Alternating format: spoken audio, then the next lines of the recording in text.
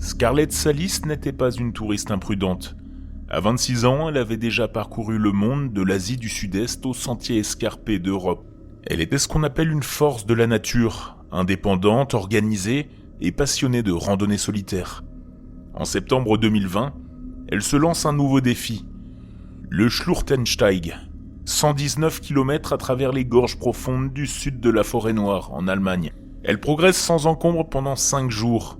Elle dort dans des gîtes, rencontre d'autres randonneurs, envoie des messages rassurants à sa famille.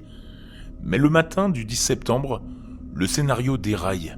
En effet, ce 10 septembre 2020, Scarlett se réveille dans un gîte à Todtmoos. Elle est à l'aube de sa 6e et dernière étape. Elle doit rejoindre la ville de Vers, où elle a prévu de récupérer sa voiture pour conduire jusqu'à Mayence et retrouver son amie Vanessa. À 10h14, les caméras du supermarché local captent les dernières images de Scarlett. Elle achète de l'eau et quelques barres énergétiques. Elle porte son sac à dos rouge de 65 litres, un sac énorme, d'un rouge écarlate presque fluorescent. Sous le rabat du sac, on distingue son matelas de sol argenté qui brille sous les néons du magasin. Elle semble calme, mais elle est en retard. Pour une randonnée de 7 heures, partir après 10 heures est risqué, surtout quand on a 4 heures de route prévues dans la foulée. À 10h46, Scarlett s'arrête dans un parc à la sortie du village pour appeler son petit ami Joey, resté en Chine. La conversation dure une trentaine de minutes.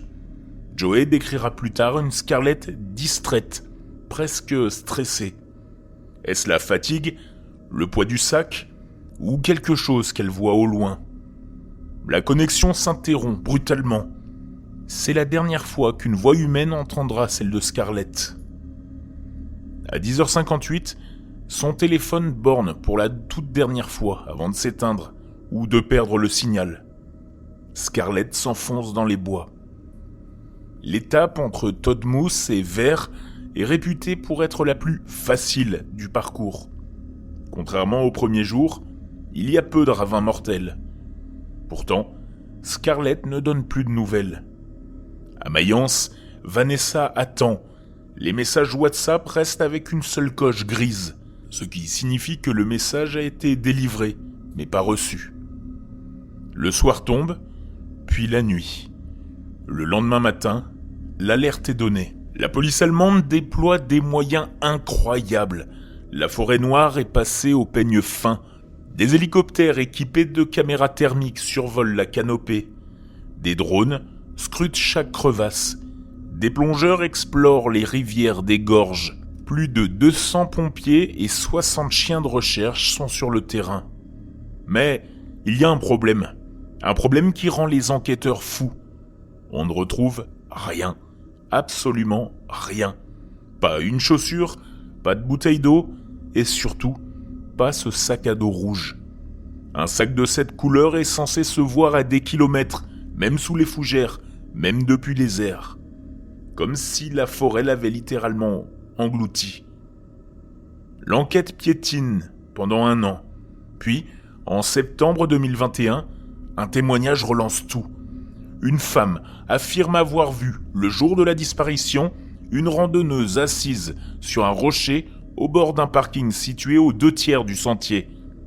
Le détail qui change tout, la randonneuse était assise sur une serviette turquoise. La police confirme, Scarlett possédait exactement une serviette de cette couleur. Des chiens pisteurs sont amenés sur place, ils marquent l'arrêt. L'odeur de Scarlett est là, sur ce rocher. Elle s'arrête net, sur le bitume du parking. Ce jour-là, la route était barrée pour travaux.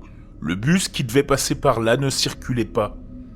Scarlett était-elle épuisée? A-t-elle tenté de faire du stop? Quelles sont les théories? L'accident? Si Scarlett a fait une chute, alors où est son corps? La forêt noire est dense, certes, mais pas impénétrable. En 5 ans, les chasseurs, les randonneurs ou les animaux auraient dû trouver un indice. L'hypothèse du crime?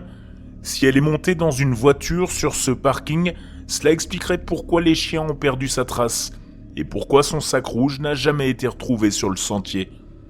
Mais qui aurait pu l'enlever en plein jour, sur un sentier très fréquenté? Le mystère des lunettes. En 2022, une paire de lunettes identique à la sienne est retrouvée près du sentier. Mais après 2 ans d'exposition aux intempéries, l'ADN a forcément disparu.